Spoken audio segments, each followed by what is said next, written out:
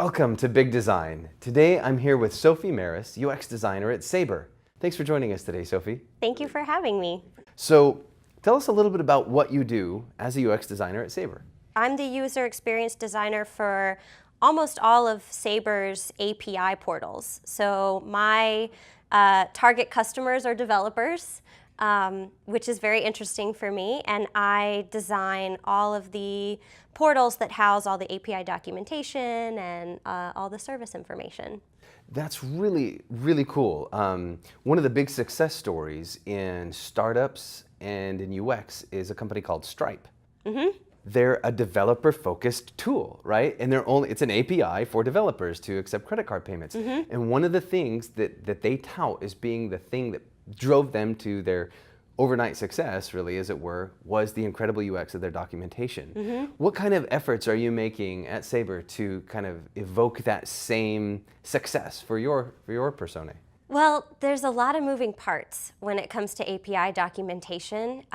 Pretty much every API is managed by a different team. I am fortunate to have a really lovely, wonderful team of tech writers, developers, and then myself as a designer, and we've really spent the last year automating the process as much as we can and making these templates very consistent and concise so that they only include the information that developers want. It's not as upfront as a lot of design work. You know, we're not designing super cool pages. We're not building a really lovely interface. It's more about crafting the content in a way that meets the user's needs. What are some of the insights and ahas and gotchas that you've discovered in that process? When I first started on this project, the entire portal, especially like the marketing strategy, was crafted at explaining, the portal was called Dev Studio. Dev Studio is the name of the portal.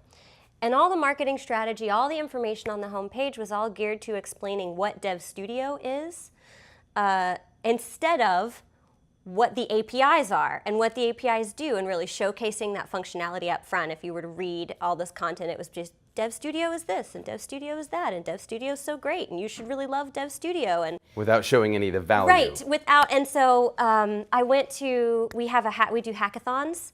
So I went to Vegas and I observed for 32 hours at a hackathon as developers who had never touched this portal before, never touched Sabre APIs before, were trying to build something from it and trying to figure out what we do offer. And that question of, what's your basic flight search API? I can't find it. That was huge for me. And so, yeah, when we came back, we completely had to rethink the way that we were presenting the services and the way that they were organized and how we directed users to the right API for their needs. And that was a big moment. What are some of the things that you tend to get out of Big Design? Is this your first time? Is this your 10th time? So this is my third time here. I missed last year, which was really awful because I was out of town and it was devastating. But this is my third year coming, and I get so much out of it. I think not only am I learning things each time, I'm learning new things, but I'm also, I'm meeting new people and I'm reconnecting with people in the industry that I maybe haven't seen in a while, and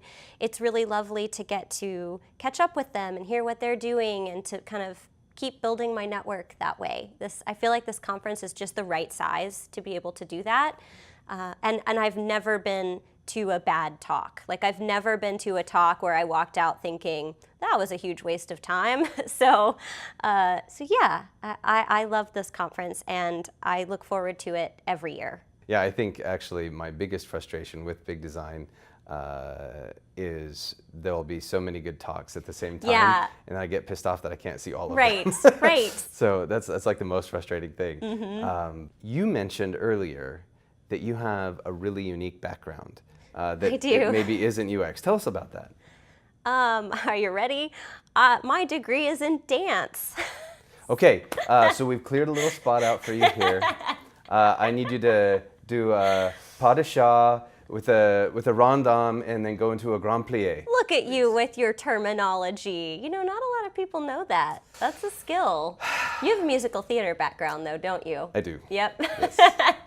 Yes. Yes, I can tell. So yeah, my degree is in dance, and I didn't even start working in technology until after I was already out of school for a few years and trying to figure out what I was going to do with my life. And I fell into a UX internship by accident because I needed a job and it was paid, and then I've loved it ever since. And so that's how I tumbled my way into user experience design. You know, I think your story is, it's incredibly unique and not. Yeah. Right? As you said, I was a music major, theater major, and I wanted to apply music and acting to technology. I wanted doing sound design for video games, and then I made so much money as a Flash developer that I kept getting sucked into tech more and more, and all of a sudden I found myself designing more and more and developing less, and all of a sudden, ta-da, you're a UX designer. Right. So before we close here, Sophie, I have some questions that I've blatantly ripped off from inside the actor studio. Okay. For a segment we like to call Inside the Big Design Studio. Sophie, what is your favorite word? My favorite word right now, probably lovely. I find that I say that a lot. Lovely. What is your least favorite word? Ooh, moist. Yeah. You're number 2 for moist today. Yeah, it's a good one. Yeah. What turns you on creatively, spiritually, or emotionally?